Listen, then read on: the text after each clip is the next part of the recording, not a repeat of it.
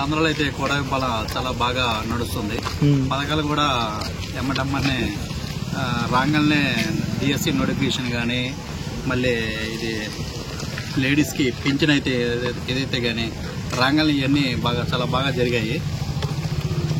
ఇప్పుడు నెక్స్ట్ తల్లికి వందనం కూడా అందరికీ చాలా బాగా అందరికీ నడుస్తుంది. రోడ్లు వేయటం కానీ, ఒకప్పుడు వైసీపీ పాలన రోడ్లు చాలా దారుణంగా ఉండేవి. ఇప్పుడు లాస్ట్ 5 yearsతో పోల్చుకుంటే ఈ 5 years ఈ 1 yearలోనే చాలా మార్పు అనేది వచ్చింది కూటమి పాలన. సో ఇట్లానే జరగాలని. సో ఇప్పుడు ఏంటంటే చాలా మంది అనేది ఏంటంటే ఇంతకుముందున్న జగన్ పాలనలో ప్రతి ఇంటికి పథకం అందింది, ప్రతి మహిళ చాలా ఆనందంగా ఉండే.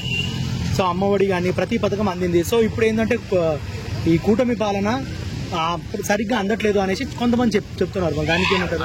అట్లా ఏం లేదన్న, పథకాలు అయితే అందినాయి కానీ డెవలప్మెంట్ అనేది లేదు. మనకి డెవలప్మెంట్ అనేది కావాలి ఫస్ట్. మెయిన్ పథకాలు పెట్టడం వల్ల ఏమవుతుందంటే సోమరితనం అనేది ఏర్పడుతుంది.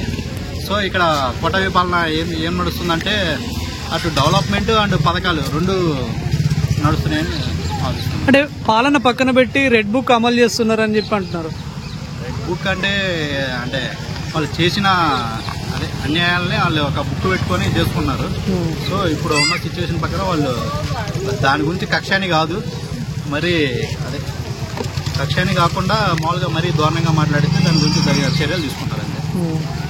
పవన్ కళ్యాణ్ గారు ఇంతకు ముందు ఉన్నంత అగ్రెసివ్ గా ఇప్పుడు లేరు, చంద్రబాబు అడుగుజాడల్లో నడుస్తున్నాడని చెప్పి అంటున్నారు. అట్లా అని మీరు ఎందుకు అనుకుంటున్నారు? జనరల్ పబ్లిక్ అట్లా ఏం లేదన్న. ఆయన అంటే ఆయన సొంత డెసిషన్ తీసుకోవడానికి లేదని చెప్పి, సొంత డెసిషన్ తీసుకుంది. ఆయన ఎన్నో పనులు కార్యక్రమాలు కానీ, గ్రామాల్లో పోతే కానీ అభివృద్ధి కానీ చాలా బాగా నడుస్తుంది. సో జగన్మోహన్ రెడ్డి గారు 11 సీట్లకు పడిపోవడానికి కారణాలు ఏమై ఉంటాయి అనుకుంటారు? డెవలప్మెంట్ లేదన్న. పథకాలు అయితే ఇచ్చారు కానీ డెవలప్మెంట్ అయితే లేదు. జనాలకు చూస్తా ఉండలేరు, మారారు. మరి సూపర్ 6 లో కూడా కూటమి ఫెయిల్ అయిందని చెప్పి ఎట్లా చెప్తారన్నా? ఇంకా 5 years కాలేదు, ఆల్రెడీ 1 yearలోనే 2-3 పథకాలు అయితే అమల్లో ఉన్నాయి. సో ఇప్పుడు తెలంగాణలో ఫ్రీ బస్ అనేది ఫెయిల్ అయిందా, సక్సెస్ అయిందా? ఒకవేళ ఏపీలో పెడితే ఎలా ఉంటుంది అది? ఒక రకంగా అయితే తెలంగాణలో ఫ్రీ బస్ అనేది ఫెయిల్ అని చెప్పచ్చు. ఎందుకంటే ఛార్జీలు పెంచేశారు. ఇప్పుడు నేను డిగ్రీ చదువుకున్నప్పుడు అయితే నేను 2013 కానీ 2016తో పోల్చుకుంటే ఒక జనరల్ పాస్ నేను తీసుకుంటే 300 3 monthsకి, ఇప్పుడు 1800 చేశారు కదా. మీకు లేడీస్ కి ఫ్రీ ఇచ్చి మళ్ళీ ఇక్కడ రేట్లు పెంచడం వల్ల దానివల్ల యూజ్ ఏముంది నాకు తెలియగడుతుంది. అంటే ఇప్పుడు చాలా నెగిటివిటీ ఇక్కడ పెరిగిపోయింది కదా, మరి అక్కడ కూటమి పరిస్థితి ఎలా ఉండబోతుంది? ఒకవేళ ఫ్రీ బస్ పెడితే మహిళల ద్వారా నెగిటివిటీ కొంచెం చూడాలన్నా. అక్కడ ఉన్న పరిస్థితి ఎట్లా ఉందో, అక్కడ నువ్వు ఛార్జెస్ పెంచకుండా ఉంటే మనకు పెట్టిన తర్వాత కానీ తెలియదు. ఇక్కడ తెలంగాణకి ఆంధ్రాకి కంపేర్ చేయకూడదు. ఇక్కడ జరిగినట్టు అక్కడ జరగకపోవచ్చు కదా, అక్కడ వాళ్ళ తీరు వేరే ఉండొచ్చు కదా, చెప్పలేము, చూస్తేగా అర్థం కాదు. సో జగన్ గారు ఏమంటారు అంటే మళ్ళీ మేము వచ్చిన తర్వాత మేము కూడా బ్లూ బుక్ పాలన మొదలు పెడతాం, ప్రతి ఒక్కరిని తీసుకొస్తామంటారు. అట్లా అనుకునే 11 సీట్లు పడిపోయారు. అట్లా ఇదే శబ్దాలు కాదు, డెవలప్మెంట్ లేకే వాళ్ళు ఇట్లా ఈ శబ్దాలు చేయటం. ఈ డెవలప్మెంట్ గురించి ఎవడు ఆలోచించట్లే. మేము వస్తే మేము ఏమైనా చేస్తాము, ఏమైనా ఎక్కడికి పోయినా సరే మీ అంతు చూస్తాము, ఇట్లా ఉంటే ఎవడు జనాలు యాక్సెప్ట్ చేయట్లా. జనాలు అంతా మారిపోయారు ఇప్పుడు మన సిచ్యువేషన్ ప్రకారం. సో ఒకవేళ ఆలోచించాలి రాజకీయాలని. సో నెక్స్ట్ ఎలక్షన్స్ లో పవన్ కళ్యాణ్ గారు సింగిల్ గా వచ్చే అవకాశం ఏమైనా ఉంటుందా? ఒకవేళ వస్తే ఎలా ఉంటది? లేదన్న, సింగిల్ అయితే రాదు, కుటుంబిత్తులు రావాలి. ఎందుకంటే అనుభవులైన ఎవరైతే చంద్రబాబు నాయుడు ఉన్నారో ఆయన ఎక్స్పీరియన్స్ ని బట్టి ఆయన అడుగుదలలో నడిస్తే అటు పవన్ కళ్యాణ్ గానీ చంద్రబాబు నాయుడు కానీ ఇద్దరికి బెటర్ అని అనుకుంటున్నాను నేనైతే. ఒకవేళ పవన్ కళ్యాణ్ గారు సింగిల్ గా పోటీ చేస్తే ఏంది పరిస్థితి? అంటే ఆయన గెలిచే ఛాన్స్ ఉందంటారా లేదా? చూడాలన్నా, ఎందుకంటే ఓట్లు సిల్లిపోతాయి కదా. అమరావతి గురించి ఏం చెప్తారు బ్రదర్? చంద్రబాబు హయాంలో డెవలప్ అవుతుందంటారా? అవుతుందన్న, కొంచెం టైం కావాలి. అంటే ఎంత టైం? 5 years లో కంప్లీట్ అవుతుందంటారా, లేకపోతే 5 years కావచ్చు 10 years కావచ్చు? కాకపోతే డెవలప్మెంట్ అనేది నడుస్తుంది. ఈ టైం అని చెప్పలేము మనం. కాకపోతే ఇప్పుడు జగన్ ఉండే 3 రాజధానులు అని చెప్పి ఏం డెవలప్మెంట్ లేదు. ఇప్పుడు ఈయన వచ్చిన తర్వాత కనీసం డెవలప్మెంట్ అనేది ఎంతో కొంత నడుస్తుంది. భవిష్యత్తులో పవన్ కళ్యాణ్ సీఎం అయ్యే ఛాన్స్ ఏమైనా ఉంటుందా?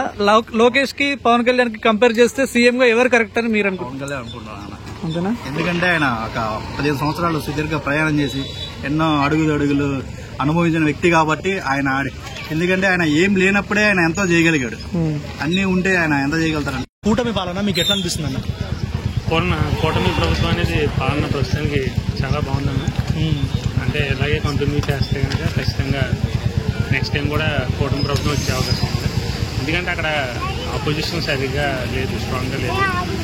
సో మన కూటమి ప్రభుత్వం కూడా ఈ పథకాలన్నీ మెల్లమెల్లగా స్టార్ట్ చేశారు. అలాగే రోడ్లు అవి కూడా ఇమీడియట్గా వేసారు మా ప్రాంతాల్లో. అలాగే మన మొన్న పథకం అమ్మ తల్లికి వందనం పథకం పెట్టి అందరి చిల్డ్రన్స్ అందరికీ అమౌంట్ తల్లి ఖాతాల్లో వేసారు. సో ఎడ్యుకేషన్ పరంగా వాళ్ళకి ఫైనాన్షియల్గా ఉన్న ఇబ్బందులు ఉన్న వాళ్ళకి అంతా బాగుంటుంది. మరి ఏపీలో ఎక్కువ ఈ రెడ్ బుక్ పాలన నడుస్తుంది అనేసి చాలా మంది అంటున్నారు. ఎవరైతే టీడీపీకి జనసేనకు వ్యతిరేకంగా మాట్లాడారో వాళ్ళని పట్టుకుని జైలు వేస్తున్నారు అనేసి ఆరోపణ ఉంది. సో దీనికి మీరు ఏం చెప్తారు? అది మాకు తెలిసి మా ఏరియాలో అయితే అదేం లేదన్నా. ఎవరైతే ఆపోజిషన్ పాలనలో కరెక్ట్గా లేరో వాళ్ళని అయితే మాత్రం కొంచెం గట్టిగా స్ట్రాంగ్ వార్నింగ్ అది ఇస్తున్నారన్న. ఎందుకంటే అపోజిషన్ ఇప్పుడు బురద వెళ్ళడానికి అది చూస్తారు కదా. సో వాళ్ళకైతే స్ట్రాంగ్గా వార్నింగ్ అది ఇస్తున్నారు కూటమిలో. ఎందుకంటే అవి చూసి జగన్ గారు కూడా ఒక వార్నింగ్ ఇవ్వడం జరిగింది. మేము కూడా బ్లూ బుక్ అయితే దేంట్లోనే రాసుకోండి, సప్త సముద్రాలు దాటిన ప్రతి ఒక్కరిని తిరిగి వచ్చి వాళ్ళకి సినిమా చూపిద్దామని అంటున్నారు. సో వాళ్ళు ఎట్లా అనుకుంటున్నారు దీన్ని? అంటే వీళ్ళు అధికారంలోకి వచ్చేది ఉట్టి పగలు తీర్చుకోవడానికి మాత్రమేనా, ప్రజలకి సేవలు చేసేది ఏమైనా ఉందా? అదేనా ఇప్పుడు మన పవన్ కళ్యాణ్ గారు కానీ చంద్రబాబు గారు చెప్పేది ఒకటే, మనం అంటే కక్ష రాజకీయాలు చేయొద్దు.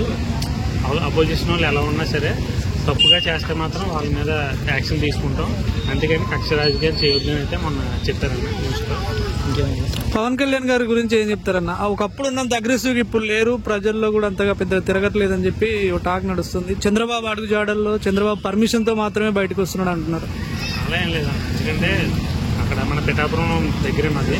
పిఠాపురం అయితే కార్యాలయానికి వచ్చి జనాల నుంచి అర్జెంట్ అయితే తీసుకుంటున్నారు. నిన్న ఆయన సాల్వ్ చేసే ప్రాబ్లమ్స్ అన్ని సాల్వ్ చేస్తున్నారు. అలా ఏం లేదు, ప్రస్తుతాంతా పాజిటివ్ ఉంది. కాకపోతే షూటింగ్స్ అయ్యి ప్లాన్ చేయడం వల్ల బిజీగా ఉన్నారు. అంటే ఇప్పుడు సుగాలి ప్రీతి ఇష్యూలో గానీ మిగతా కిడ్నాప్ కేసులు, రేప్ కేసుల దాంట్లో అప్పుడున్నంత సీరియస్ గా ఇప్పుడు లేరని చెప్పి అంటున్నారు కదా. అంటే ఆల్రెడీ ఆవిడ ఉంది కదా మన హోమ్ మినిస్టర్ అనిత బంగళపూడి అని దాని మీద సీరియస్ అయ్యారు ఒకసారి. మన ప్రభుత్వం అయినా సరే సరైన పాలన అది సరిగ్గా అందించుకోకపోయినా, ఇలాంటి వాటి మీద యాక్షన్ తీసుకోకపోయినా మన ప్రభుత్వాన్ని ఎదిరిస్తానని చెప్పారు. ఇంకా ఇలాగే అభివృద్ధి చేస్తూ ముందుకెళ్తే చాలా బాగుంటుంది. అదే కంటిన్యూగా కూటమి వస్తుందని చెప్పి మేము అనుకుంటున్నాం. మన పొరవలందరూ అదే. ఇప్పుడు అప్పటికి ఇప్పటికీ పాలనలో డిఫరెన్స్ ఏం కనిపిస్తుంది మీకు? అంటే జగన్ గారికి ఇప్పుడు ఉన్న చంద్రబాబు గారి పాలనకి డిఫరెన్స్ ఏం కనిపిస్తుంది మీకు? ఈ కూటమి ప్రభుత్వం వచ్చిన తర్వాత నేను దోచుకోవడం అది తగ్గింది. నెక్స్ట్ వచ్చి రోడ్స్ అవి బాగుంది కదా, డ్రైనేజెస్, రోడ్స్ 1 year లోనే రోడ్లు అన్ని వేస్తున్నారు, డెవలప్మెంట్ జరుగుతుందా? కొంతలో అవి పోస్తున్నారు. అంటే వాళ్ళు స్టెప్ బై స్టెప్ అది చేస్తున్నారు. ఇంకా పథకాలు కూడా పెట్టారు, హామీ పెట్టారు. ఇప్పుడు ఇంకా నెరవేర్చలేదు, స్టెప్ బై స్టెప్ చేస్తున్నారు. తల్లికి వందనం స్టార్ట్ చేశారు, ఇంకా ఉన్నాయో కూడా మొదలు పెట్టాలని. ఇలాగే అభివృద్ధి అనేది జరిగితే మా యూత్ నుంచి కూడా సపోర్ట్ డెఫినెట్గా ఉంటుంది. అంటే మీకు ఎవరికి సపోర్ట్ ఉంటుంది? జనసేనకు ఉంటుందా, టీడీపీకి ఉంటుందా? ఒకవేళ సింగిల్ గా వస్తే పవన్ కళ్యాణ్ పరిస్థితి ఏంటి? కూటమి ప్రభుత్వం అయితే బాగుందన్న, కలిసి చేసుకుంటే. అది పవన్ కళ్యాణ్ సింగిల్ వస్తే ఓట్లన్నీ చీలే అవకాశం ఉంది. మళ్ళీ మాలాంటి యువత పవన్ కళ్యాణ్ గారి సైడ్కి వెళ్ళిపోతాం. మళ్ళీ అన్ని చీలిపోయి మళ్ళీ ఆపోజిషన్ ఛాన్స్ ఇచ్చినట్టు ఉంటుంది.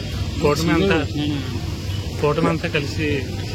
పవన్ కళ్యాణ్ లో మీకు నచ్చే క్వాలిటీ ఏంటి? అంటే బయట జనరల్ గా ఎలా ఉంటుందంటే పవన్ కళ్యాణ్ ఒక మాట మీద ఉండడు, డిఫరెంట్ గా చేంజ్ అవుతాడు అన్నట్టు అంటారు. మీకు నచ్చే క్వాలిటీ ఏంటి? నిజంగానే పవన్ కళ్యాణ్ కి అలాంటిది ఏదైనా ఉందా? చేంజ్ అవుతారా నిజంగానే, ఒక మాట మీద ఉండరా? లేదన్న, చేంజ్ అవ్వరు. కానీ బయట ప్రెస్ మీట్లో అగ్రెసివ్ గా మాట్లాడడం వాటి మీద ఏమన్నా ఉండొచ్చు. కానీ ఆయన అయితే ఒక మాట మీద ముందుకు వెళ్తారు. ఎప్పటి నుంచో అదే మాట మీద. ఇంకా ట్రోల్స్ అంటే ఎక్కడ చూసినా ఉంటుంది కదా. సో ఫ్యూచర్ లో సీఎం అయ్యే అవకాశం ఉందంటారా పవన్ కళ్యాణ్ గారు? తప్పకుండా ఉంటున్నాను. ఎందుకంటే ఇప్పుడు ఆయన ఈ గ్రామీణ ప్రాంతాలు అది అభివృద్ధి చేస్తున్నారు. ఎందుకంటే ప్రజల్లోకి వెళ్ళి మొత్తం అక్కడ ఉన్న ప్రాబ్లమ్స్ అయ్యి వాటర్, రోడ్స్ అని ఇష్యూస్ అనేది తెలుసుకుంటున్నారు. సో రూట్ లెవెల్ నుంచి అన్ని తెలుసుకోవడం వల్ల ఆయన డెఫినెట్ గా ఆయన ఎక్స్పీరియన్స్ వచ్చి కొద్ది జనాల్లోకి వెళ్తారు. డెఫినెట్ గా ఆయన సీఎం గా అనేది విన్ అవుతారు. డెఫినెట్ లోకేష్ వర్సెస్ పవన్ కళ్యాణ్ ఇద్దట్లో సీఎం అంటే ఎవరికి మీరు ఓటేస్తారు? అలా ఆయన చెప్పలేదండి. అంటే ఇద్దట్లో ఎవరి పాలన మీకు నచ్చుతుంది? అంటే ఇద్దట్లో ఎవరు సీఎం అయితే బాగుంటుందని మీరు అనుకుంటున్నారు? ఎవరిదే అంటే ఆయన ఎడ్యుకేషన్ మినిస్టర్ అన్న, ఆయన పరంగా చేసి ఆయన చేస్తున్నారు. ఈ స్టూడెంట్స్కి అవి చేయడం, స్కూల్స్ అవి డెవలప్ చేయడం. చంద్రబాబు తర్వాత నారా లోకేష్ సీఎం అయితే బాగుంటుందా లేకపోతే పవన్ కళ్యాణ్ సీఎం అయితే బాగుంటుందా? సింపుల్ ఒక ఆన్సర్ చెప్పండి అంతే. పవన్ కళ్యాణ్ గారు అయితే బాగుంటుంది. ఎందుకంటే ఫస్ట్ నుంచి కూటమి ప్రభుత్వం సపోర్ట్ చేసిన ఆయన, కలిపింది ఆయన కూడా అవకాశం ఇస్తే కూటమి ప్రభుత్వం బాగుంటుంది.